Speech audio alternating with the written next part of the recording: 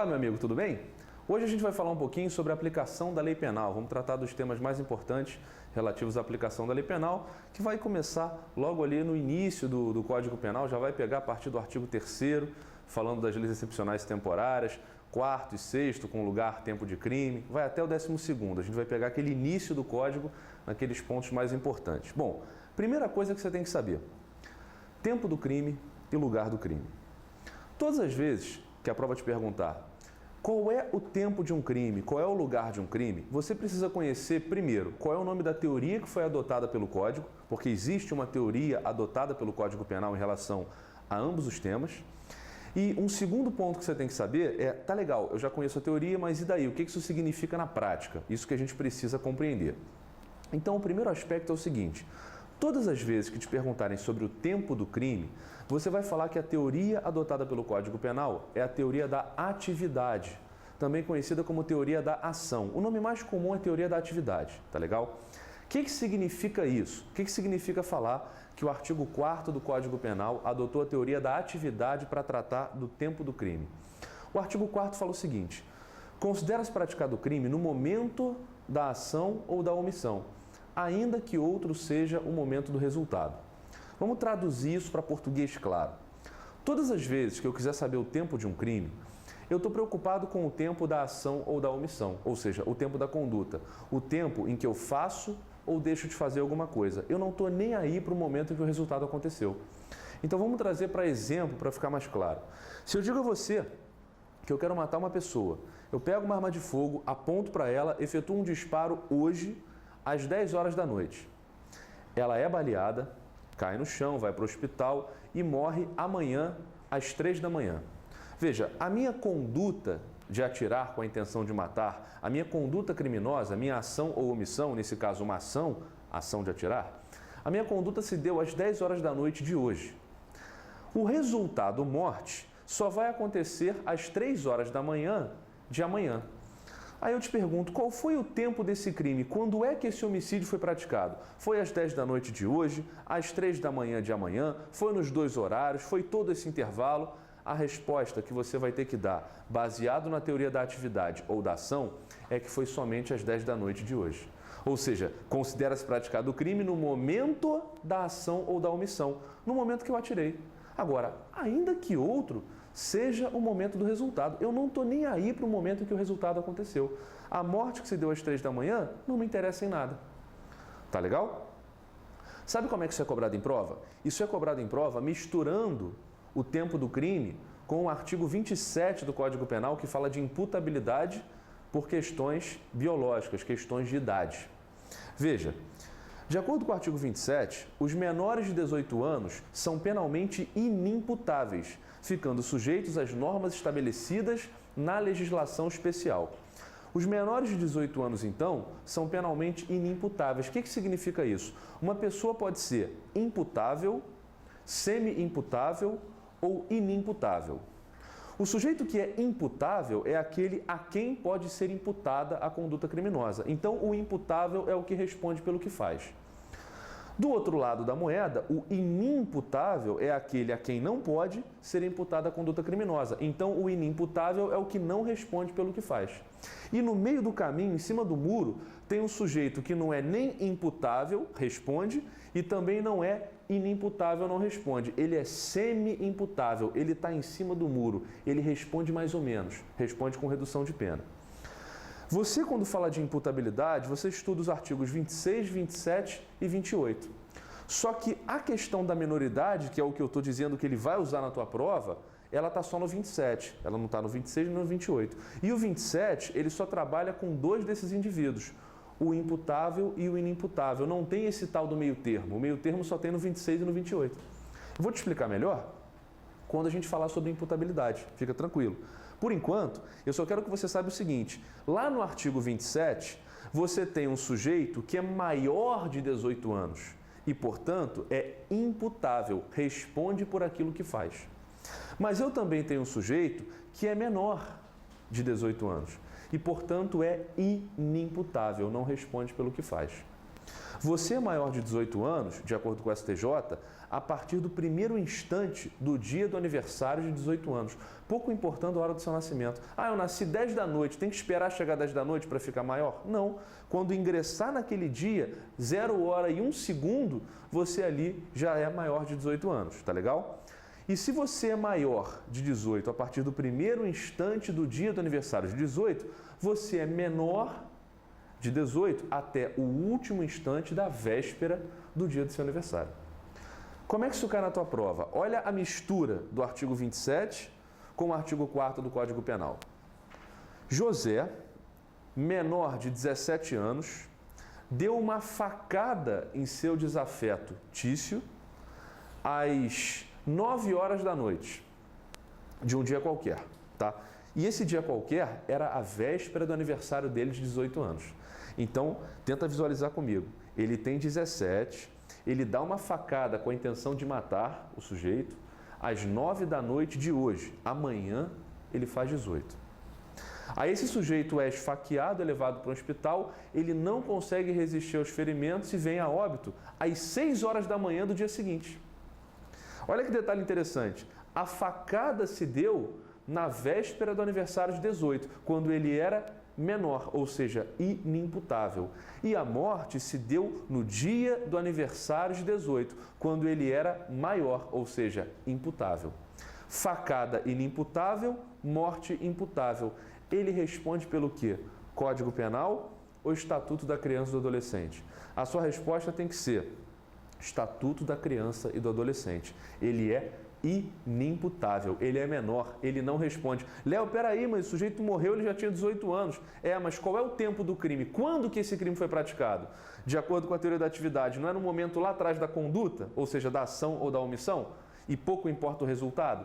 Então, a conduta se deu na véspera, 9 da noite, quando ele era menor de idade. Então, por mais que o sujeito tenha morrido quando ele já era maior, no momento do crime, ele era menor, ele é inimputável e não responde pelo Código Penal. É assim que a tua prova vai fazer, para misturar o 27 do Código Penal com o artigo 4º, que é o tempo do crime. Agora, além do tempo do crime, temos o lugar do crime também. O lugar do crime já está no artigo 6º.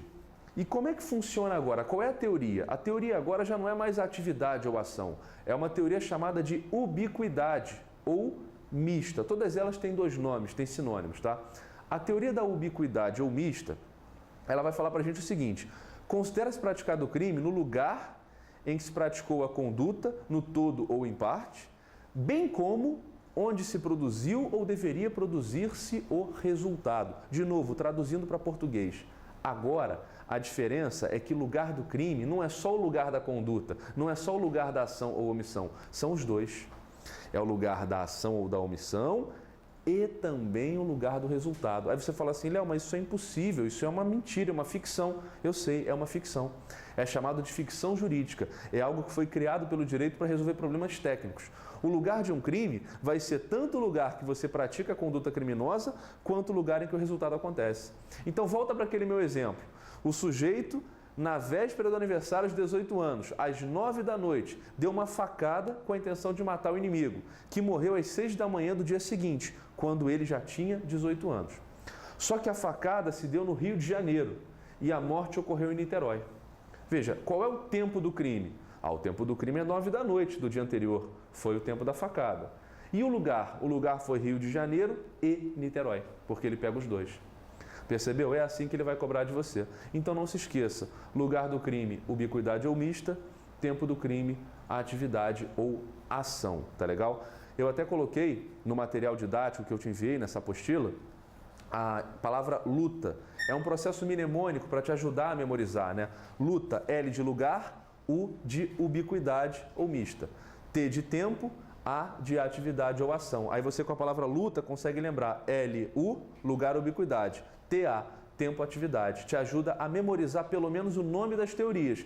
E lembrar que o tempo do artigo 4º e o lugar é do artigo 6º, tá bom? Bom, com isso a gente consegue entender tempo e lugar de crime. Aí a gente precisa dar mais um passo, porque a gente está falando de aplicação da lei penal. E a aplicação da lei penal é muito mais do que tempo e lugar de crime. Agora eu preciso conversar com você um pouquinho sobre lei penal no tempo. Olha a diferença, não é tempo do crime, é lei penal no tempo. Como é que a lei penal anda no tempo, tá legal? E aí eu te adianto o seguinte, você só pode ser cobrado de 3 formas. Só existem 3 possibilidades de uma prova cobrar lei penal no tempo de você. Não tem como ela cobrar diferente. A primeira forma são os cenários legislativos que nós temos, os 4 cenários que nós possuímos. A segunda forma é o artigo 3º do Código Penal, que fala das leis excepcionais ou temporárias. E a terceira forma é a súmula 711 do STF, que vai falar de aspectos específicos relacionados ao crime continuado e ao crime permanente. Então a gente tem que cercar esses 3 pontos para que você não seja pego de surpresa de nenhuma forma. Vamos lá. Primeiro ponto, cenários legislativos. O que você tem que saber sobre isso? O que significa isso? De uma forma bem simples, eu posso falar para você o seguinte, uma lei foi criada para durar. Ela não é criada para acabar amanhã, ela é criada para durar no tempo, para persistir. O que acontece é que a sociedade se desenvolve, a sociedade evolui, a sociedade se modifica, as pessoas começam a ter posturas diferentes, o que era feito no tempo do seu avô muda no tempo do seu pai, muda no seu tempo e vai mudar no tempo do seu filho. Então, como as sociedades acabam evoluindo, é natural que as leis fiquem defasadas. E aí, com o tempo, elas precisam de modificação. Eu vou te dar um exemplo. Até poucos anos atrás, se a mulher fosse estuprada e depois ela casasse com o estuprador, estava extinta a punibilidade, o estuprador não seria punido. Porque, veja, se ela casou com ele, está tudo certo. Era assim que funcionava. Da mesma forma, se a mulher fosse estuprada e casasse com um terceiro, também estava tranquilo, estava resolvido. Porque se o terceiro aceitou aquela mulher que já tinha sido estuprada, então está tudo certo. Ou seja, era um pensamento mais antigo. Hoje em dia, já não funciona assim. Hoje em dia não tem essa de casou com o estuprador, está tudo tranquilo. O negativo, ele não pode estuprar ninguém. Mesmo sendo casado, não existe essa obrigação. Então, olha como é que funciona a mudança no tempo. Eu só estou usando isso como exemplo para você poder captar. Quer ver um outro exemplo? Até pouco tempo atrás, e eu digo 2005, mais ou menos 10 anos, você tinha um adultério como crime. Hoje em dia o adultério não é mais crime. Eu não estou dizendo que você possa sair praticando adultério por aí, mas ele não é mais crime, ele é um problema para outras esferas do direito. Vai gerar uma indenização, algo assim, mas crime não é. Então o que eu quero que você note com esses poucos exemplos é o seguinte, a sociedade vai mudar e vai continuar mudando. E aí, conforme ela muda, a gente tem alterações nas leis que precisam acompanhá-la. E quando essas leis são alteradas, quais são os possíveis caminhos que elas podem seguir? São os tais cenários legislativos. Existem 4 cenários legislativos que podem ser cobrados na sua prova, ou seja, 4 tipos diferentes de novidade na lei. A primeira delas, que você vai acompanhar com o seu material para não atropelar esse latim, é a novatio legis incriminadora.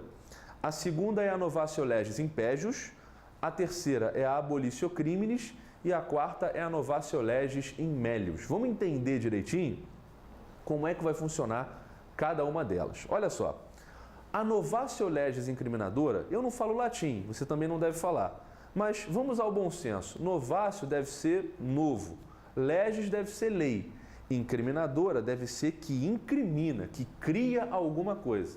É exatamente isso. A novatio legis incriminadora é a nova lei que cria uma infração penal. É a nova lei que cria, que traz, que faz surgir uma nova infração penal aqui no Brasil. E quando eu falo infração penal, eu estou falando de tudo. Pode ser crime, pode ser contravenção, tá legal? Porque a infração penal é um gênero que comporta essas 2 espécies, crime de um lado e contravenção, lá do Decreto-Lei 3688 de 41, de outro lado. Beleza. Então surge uma lei amanhã e fala o seguinte, olha, a partir de agora, dar aula de calça jeans azul, vocês não estão vendo, mas minha calça jeans é azul, e camisa polo vermelha é crime. Pronto, acabou de surgir a lei. Dar aula de calça jeans azul e camisa polo vermelha é crime. E aí? Já existia isso em algum lugar? Não. A lei surgiu para falar que a partir de agora é crime praticar essa conduta. Veja, é uma lei que está criando uma infração penal. Se ela está criando uma infração penal, ela é essa tal dessa novatio legis incriminadora. Então, toda lei que surgir para criar algo de novo, para criar um novo crime, uma nova contravenção, para criar uma nova infração penal como um todo, ela será taxada de novatio legis incriminadora. Legal. E a segunda, a novatio legis impégios. A novatio legis impégios também é uma nova lei. Novatio legis, nova lei. Só que ela agora não está criando nada novo. Só que impégio significa pior. Muita gente confunde. Poxa, qual é a diferença da novatio legis incriminadora para a novatio legis impégios? É muito simples. É que na incriminadora você está criando uma nova infração penal. Na impégios não. Ela já existe. Você só piora de alguma forma. Então veja, falar que a partir de agora é crime dar aula de camisa polo vermelha com calça jeans azul é uma novatio legis incriminadora porque isso é algo novo, isso não existia no ordenamento jurídico criminal. Agora, se eu falar para você que praticar um furto qualificado mediante concurso de pessoas vai ter uma pena de 3 a 12 anos, é uma novatio legis impégios. Por quê? Porque já existe o furto qualificado mediante concurso de pessoas e ele tem hoje uma pena de 2 a 8 anos. Lá no artigo 155, parágrafo 4º, inciso 4º do Código Penal. Percebeu? Eu não estou criando nada de novo, ele já está lá. Eu só estou falando, olha, não é mais 2 a 8 não, hein? É 3 a 12. Então eu estou piorando algo que já existe. Por isso que ela é uma novatio legis impégios. Tá bom? O que eu quero que você perceba comigo é o seguinte. Se você deixar o direito penal de lado e seguir lá para a Constituição, lá no artigo 5º, inciso 40 da Constituição, você vai encontrar a seguinte expressão: a lei penal não retroagirá, salvo para beneficiar o réu. O que significa isso? E o que isso tem a ver com o que eu estou falando, né? Isso tem a ver o seguinte: essa lei penal, quando surge, ela só gera efeitos para o futuro, ela só anda para frente, a lei não anda para trás. A lei está acostumada a seguir o seu caminho para o futuro. É o que a gente chama de ex nunc. Ela não retroage, ela não anda para trás, ela só anda para o futuro, só anda para frente. É assim que funcionam as leis penais. Tá legal? O que acontece é que existe uma exceção que está escrita nesse próprio artigo 5º, inciso 40 da Constituição, que fala: a lei penal não retroagirá, é o que você já sabe, salvo para beneficiar o réu. Ou seja, se for para ajudar, aí para tudo. Ela pode andar para trás, ela pode voltar, ela pode ser a famosa ex tunc, ou seja, anda para trás. Mas isso só quando ela for ajudar, tá bom? Então você vai ter essa regra na sua cabeça. Você não tem que decorar que é o artigo 5º, inciso 40 da Constituição. Você tem que saber o seguinte: legal, surgiu uma lei nova. É boa? É. Pode andar para trás, está autorizada. Não é boa? Então faz o de sempre, faz o normal, faz o básico, anda para o futuro. Veja, uma nova lei que cria uma infração penal, uma novatio legis incriminadora, é boa? Léo, para a sociedade é boa, para o criminoso é ruim. Então vou te dar outra dica: o direito penal está sempre voltado para o criminoso. Esquece a sociedade. Ele só quer saber do criminoso. Ele quer passar a mão na cabeça, ajudar. Então toda vez que eu te perguntar se é bom ou se é ruim, você tem que olhar sempre para a figura do criminoso. Então eu vou refazer a pergunta. A nova lei que cria uma infração penal, a novatio legis incriminadora, é boa ou é ruim? Léo, tomando como base o criminoso, ela é péssima, porque ela está criando algo novo. Se ela é ruim, ela vai seguir a regra geral. É dali para o futuro, ela não retroage. Da mesma forma, a novatio legis impégios, a nova lei pior, ela é boa ou ruim para o criminoso? Léo, também é péssima, também é péssima. Então ela também segue o padrão, ela só anda para o futuro, ela não retroage. Tá legal? Esses são os dois primeiros cenários, eu falei que são 4. Quais são os outros 2? Vamos lá. O terceiro cenário é chamado de abolitio criminis. Não se preocupe com as expressões, são latim e tal, mas está no teu material, é só você acompanhar lendo, não tem mistério. Abolitio criminis, que se escreve abolitio criminis, ela é a nova lei também, tudo é lei nova, né? A gente está falando de novas leis. Só que ela é a nova lei que agora é boa. Mas não é boazinha não, é boa demais. Ela é tão boa que ela acaba com a infração penal. Aquilo deixa de existir, aquilo deixa de ser relevante para o direito penal. Por exemplo, a lei que falou que adultério não era mais crime. Adultério sempre foi crime. Aí em 2005 vem a lei 11.101 de 2005 e fala: olha, peraí, adultério não é mais crime. Veja, é uma nova lei que acabou com a infração penal, ela eliminou a infração penal. Aquilo não é mais problema para o direito penal. Tem que tomar cuidado com isso. Por que você tem que tomar cuidado? Você tem que tomar cuidado porque existem algumas bancas, eu vou dar até um exemplo, a banca CESP é a mais perigosa nesse aspecto, mas as outras também fazem isso. Existem algumas bancas que vão te perguntar o seguinte: a abolition crimes, ela acessa todos os efeitos? Calma, não é assim. Ela acessa todos os efeitos penais, mas os civis, como a obrigação de reparar o dano, por exemplo, vão depender de algumas coisas. Olha só, a abolition crimes pode ocorrer em dois momentos. Ela pode ocorrer antes da tua condenação por aquele crime que está sendo abolido, né? Ser definitiva, ou ela pode acontecer depois. Léo, como assim? Olha só, eu estou sendo processado por um crime.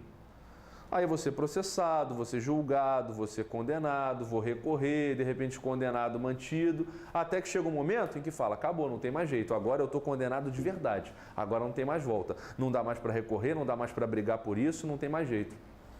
É o caso do goleiro Bruno hoje, por exemplo. Hoje não tem mais como ele recorrer, acabou, está cumprindo a pena dele, não tem mais qualquer tipo de recurso que ele possa fazer. A minha pergunta para você é a seguinte: se a abolition crimes ocorre antes dessa decisão se tornar definitiva, e isso tem um nome no direito penal, trânsito em julgado da sentença penal condenatória. O trânsito em julgado da sentença penal condenatória é o momento em que a sentença penal condenatória não admite mais qualquer possibilidade de discussão, quando ela se torna definitiva. Tá legal? Então veja, se a abolition crimes ocorre antes do trânsito em julgado da sentença penal condenatória, ela acaba com tudo. Ela cessa os efeitos penais e ela também cessa os efeitos civis. Agora, toma muito cuidado, porque se a abolition crimes vier depois do trânsito em julgado da sentença penal condenatória, aí, meu amigo, ela também cessa os efeitos penais, mas ela não cessa os efeitos civis. Os efeitos civis permanecem, ou seja, você vai ter que continuar reparando o dano, vai ter que pagar o prejuízo que você causou com aquele crime. Não é mais crime, mas o civil, o lado civilista do problema permanece. Você tem um lado penal, um lado civil, um lado administrativo, são várias searas independentes, né? Você acaba com um problema penal, mas não acaba com um problema civil, vai perder dinheiro. Mas isso só se ela ocorrer depois do trânsito em julgado, tá legal? E qual é o quarto cenário? O quarto cenário é a novatio legis in melius, também está aí no seu material. A novatio legis in melius é a nova lei melhor. Veja, ela é exatamente o oposto da novatio legis in pejus.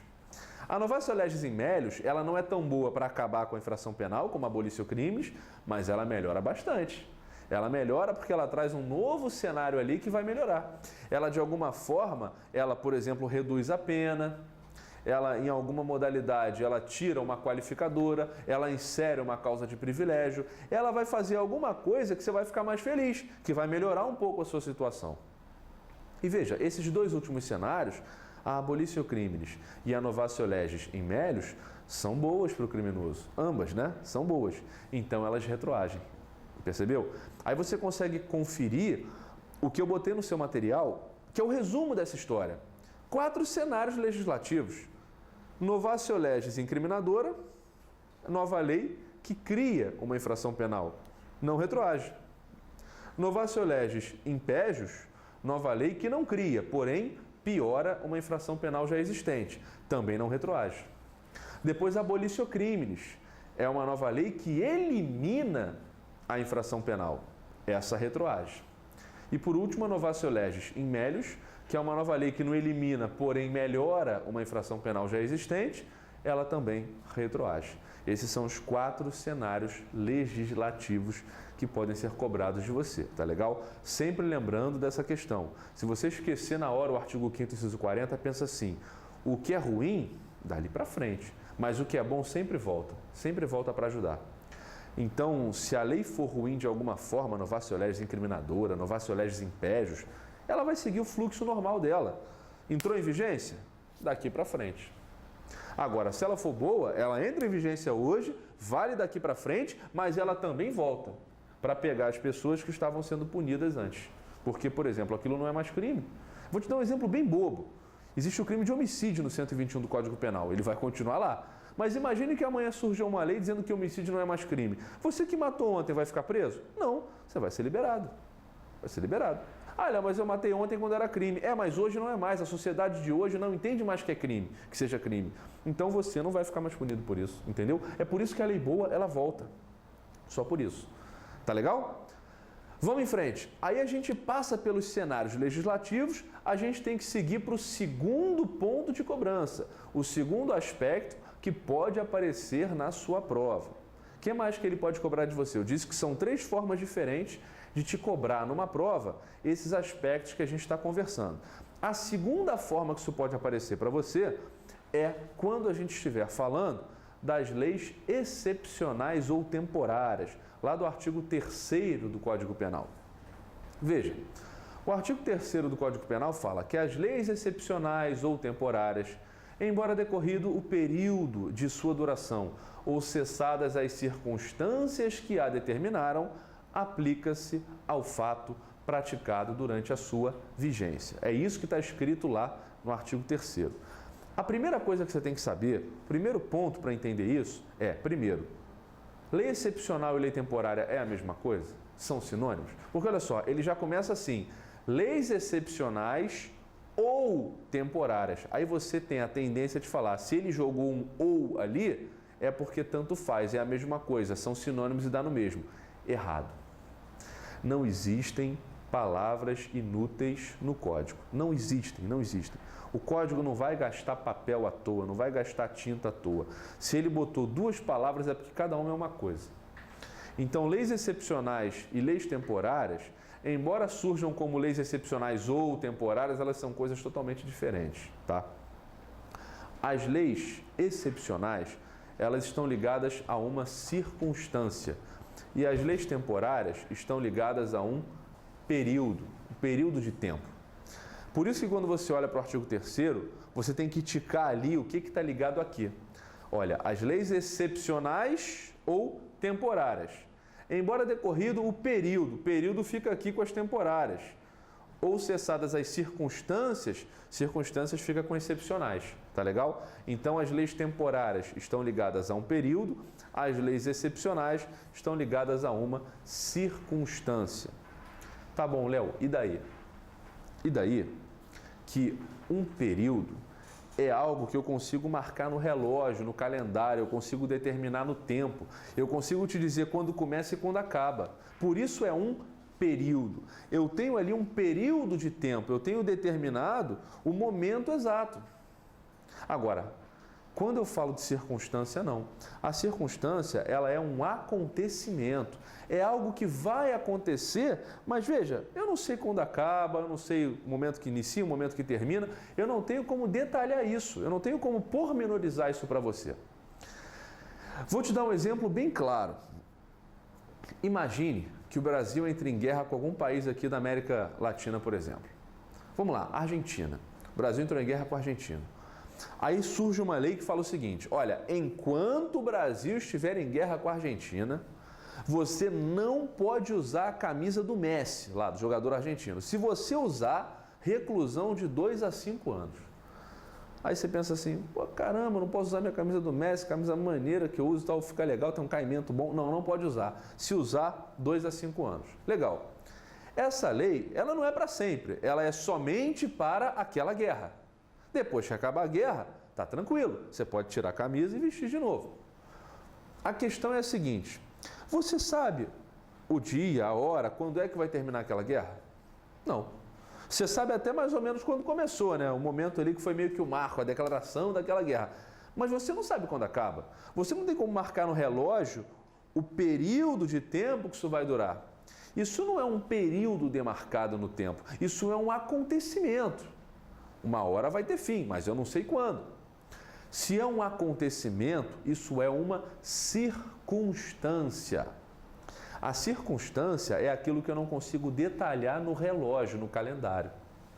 Então, essa lei que trate desse aspecto de que você não pode usar essa camisa durante a guerra, ela é uma lei excepcional, porque é a lei excepcional que trata da circunstância. Agora, quando você vai ter as eleições, e aí você não pode ter o comércio da bebida alcoólica na zona eleitoral, naquela região, porque se você tiver, você vai automaticamente ter um problema, você vai acabar sendo punido. Veja, você consegue determinar o período? Agora consegue. É de 0 hora do dia da eleição até tal hora, tem um momento exato que aquela lei vale. Se você tem um momento exato, você tem um período exato, essa lei, a lei seca, não é a lei seca do etilômetro, do bafômetro, daquela bola branca, não é isso. É a lei seca das eleições. Essa lei seca, ela dura exatamente um período demarcado certinho. Então, ela é uma lei temporária. Percebeu? A excepcional tratou de um acontecimento, uma circunstância, e a temporária, ela tratou de um período. Tá bom? Tudo certo? Legal. E daí? E daí que as leis excepcionais e as leis temporárias, elas têm duas características que podem ser cobradas na sua prova. São exatamente duas características. Elas são autorrevogáveis e ultrativas, como eu coloquei no seu material. Veja, autorrevogáveis por quê? Porque elas se revogam automaticamente. Elas se revogam sozinhas. Elas se revogam por conta própria. Elas são autorrevogáveis porque a partir do momento que terminar a circunstância, a lei excepcional já está revogada. A partir do momento que terminar o período, a lei temporária já está revogada. Não tem que vir uma nova lei para falar, olha, você já pode vestir. Não, não tem. Acabou a circunstância, acabou o período, está revogado automaticamente. Tá legal? Agora, além de autorrevogáveis, elas são ultrativas.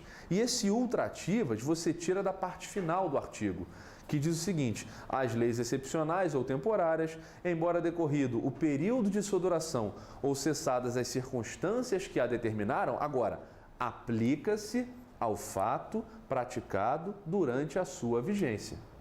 Essa parte, aplica-se ao fato praticado durante a sua vigência, é o que diz que elas são ultrativas. Ou seja, quando você for punido lá na frente, porque você não vai ser punido no dia que você violou, no dia que você saiu com a camisa. O país está preocupado com outra coisa, com a guerra. Ou então no dia da eleição está preocupado com a eleição. Então você não vai ser punido naquele dia. Você pode até ser preso e tal, mas a punição, o julgamento, não vai ser naquele dia, vai ser lá para frente. E no dia que você for julgado, que você for eventualmente condenado, essa lei já não vive mais. Por quê? Porque já acabou a circunstância, já acabou o período. Então a lei excepcional, a lei temporária, já está automaticamente revogada. Elas são autorrevogáveis. Então você vai ser punido lá na frente, só que aquela lei não está mais valendo, ela não tem mais vigência. E agora, como é que você faz? Calma. Você não violou lá atrás, quando ela estava em vigência? Então ela vai andar para frente, vai vir aqui onde você está sendo julgado para falar, lembra de mim? Hoje eu vou te punir. Então, se retroatividade andar para trás, ultratividade andar para frente. Ela vai vir para frente, vai chegar lá no futuro e falar, olha, eu sei que eu estou revogada, eu fui revogada lá atrás quando acabou a circunstância ou quando acabou o período. Mas você não me violou lá atrás? Então estou vindo aqui para poder te punir. Por isso que elas são ultrativas. Elas aplicam-se aos fatos praticados durante a sua vigência, tá legal? Com isso a gente encerra os cenários legislativos e o artigo 3º do Código Penal. Como eu disse que existem 3 formas de você ser cobrado em relação à lei penal no tempo, eu ainda tenho que te falar mais uma que vai ficar para o próximo bloco. É a súmula 711 do STF. Não sai daí que eu te encontro já já. Um abraço.